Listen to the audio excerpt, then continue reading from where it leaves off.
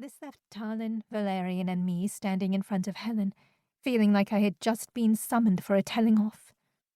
Her demeanour had changed at the drop of a hat, first shocked that I was here, and now gravely concerned. She wasn't panicked or scared, though, but ready to ask all the questions and get as many answers as she could. "Something has happened to you," Helen said.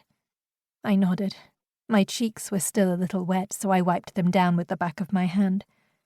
"Yes," I said. "Something bad. Where is your mother? Is she safe?" "She's in Windhelm with my father, and I think they're both safe." "You think?" "I haven't been back at the castle for a while." I paused, and fresh tears threatened to spill. "I really screwed up," I added, barely able to contain the words. My grandmother approached and placed a warm, comforting hand on my shoulder. "My sweet granddaughter, you're safe here. Take your time.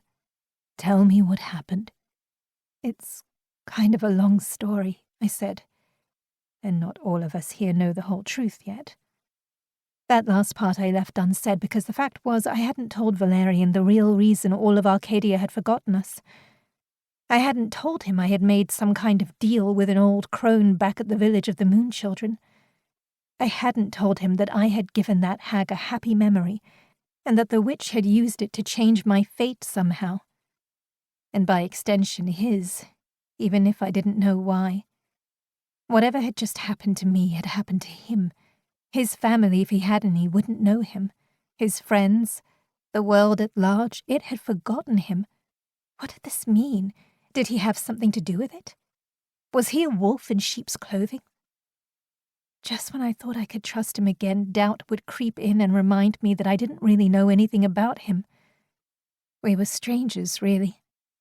Helen seemed to understand my meaning without my having to spell it out. She turned her eyes over at the man in my company.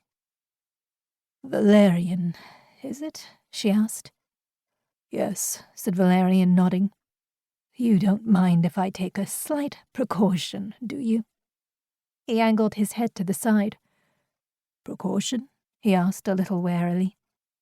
"Just a teensy-weensy one," she asked, a careful smile aimed at him. "All right," he ventured.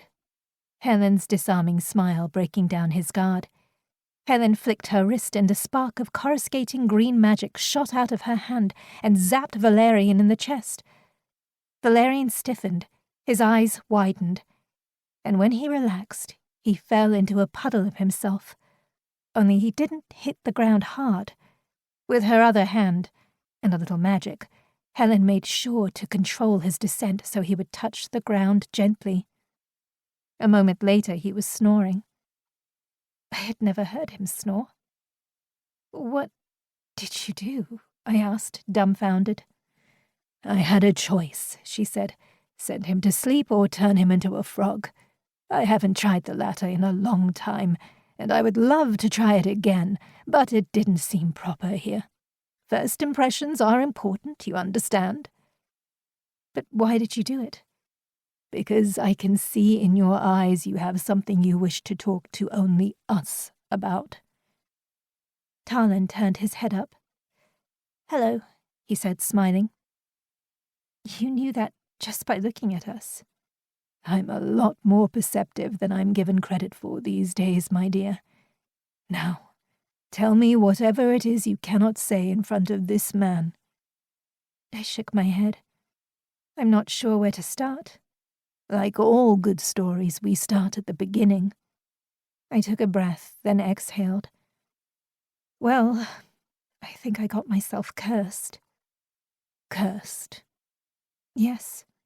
My mother and father were putting me through the royal selection. As princess, it was my duty to sit through it, to watch the Fae compete and fight for the right to marry me. But I didn't want to marry anyone. I'm not ready for marriage yet." "Far too young," she said, shaking her head. "Please go on." I tried to get them to understand what I needed, but they didn't care. They wouldn't listen. So I fled.